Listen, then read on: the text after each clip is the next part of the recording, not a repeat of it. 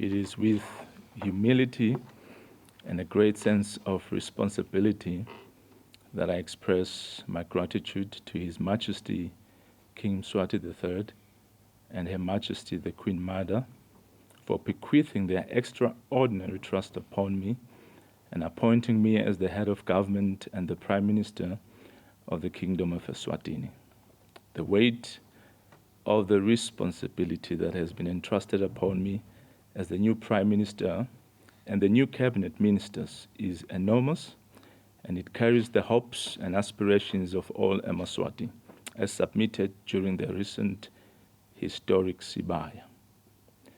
The multiple crises of poverty, unemployment, gender-based violence, corruption, and health services provision, among other issues that the Kingdom of Eswatini is confronted with, are surmountable but require all Emaswati to rethink their identity, maintain their cohesion, and to work hard to steer our development aspirations in the right direction.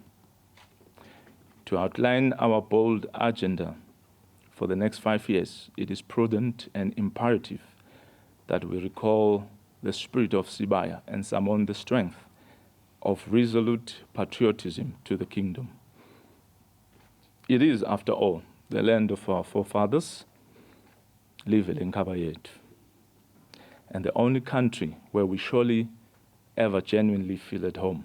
Being Pan-African is not a foreign notion to us, but it is an inborn instinct that, like Buntu Betu, must be carefully nurtured for generations to come. I wish to credit our predecessors for their work, which ensured that the country is afloat today and that government business continues unabated.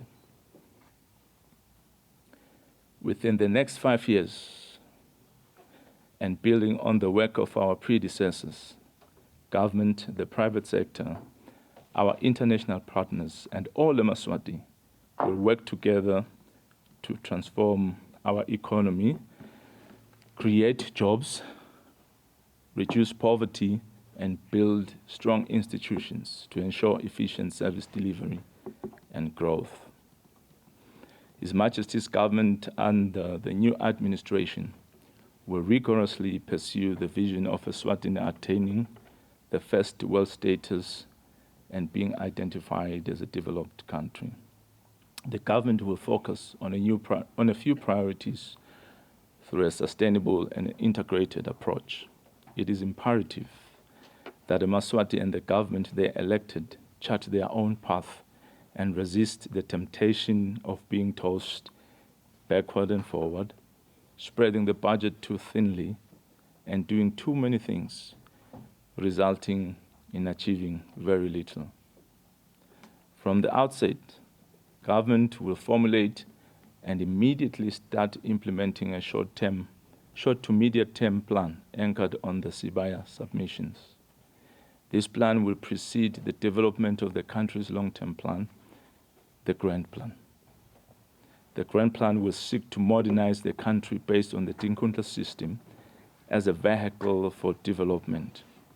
The Ministry of Tinkhundla and Tinkhundla Administration and Development will therefore be strengthened institutionally. Embedded in the long-term plan will be the country's socio-economic development model and the investment models that will be at the center of government's plans and operations and will transform both the economic and social outlook through investment attraction and job creation.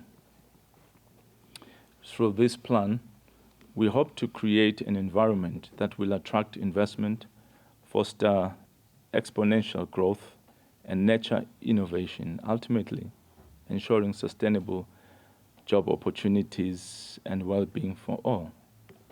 We will work towards a society where every citizen, including persons with disabilities, women and children, as well as the elderly, feel safe and valued. We will improve the education curricula to reflect our African values and instill a winning mindset. The curricula of vocational institutions will be strengthened with business acumen. We will strengthen the healthcare system by finding a lasting solution to the current crisis and by strategically increasing the focus on preventive health. Government will give due attention to social services on which the poor and vulnerable depend. The potential of agriculture will be harnessed to employ many of our unemployed youth. This will be through large projects of commercialization, mechanization, and building strong market systems that offer attractive returns to individual farmers. We will ensure that our agriculture systems are adapted to climate change while fostering resilience and ensuring food security and sovereignty. Every sector and government department will be integrated into this plan to attain the desired growth. Information, communication and technology, tourism, mining, and manufacturing, among other important sectors, will receive appropriate attention and investment from government. Our infrastructure development plans will be ambitious and reflective of the mindset of thinking big.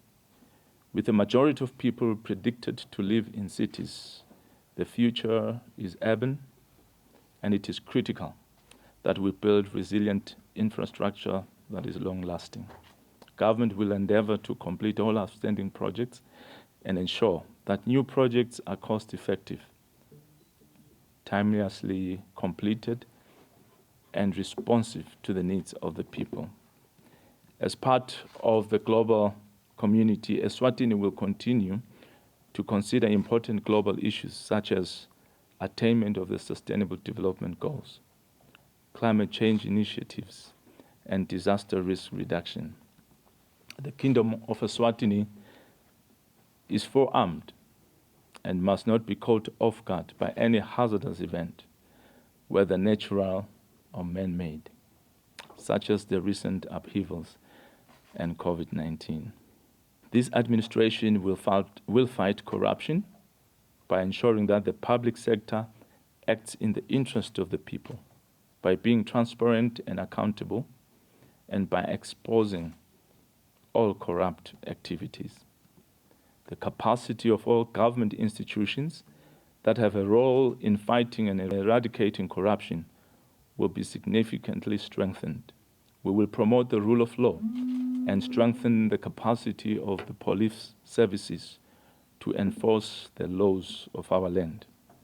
The need to inculcate a culture of excellence reverberated throughout Sibaya submissions. Our roadmap for development and economic growth, therefore, shall be underpinned by a demonstration of excellence.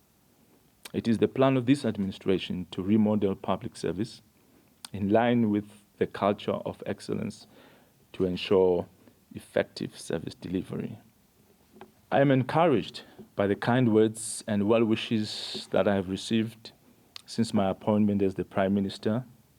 I would like to end my speech by pledging my commitment to serving His Majesty the King, Her Majesty the Queen Mother, and the entire people of Eswatini, and commit to ensuring a measurable improvement in the lives of Emaswati.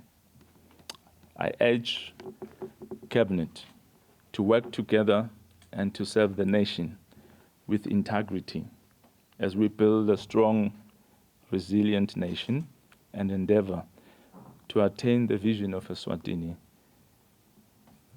being the best place to live in and being the best place for investment.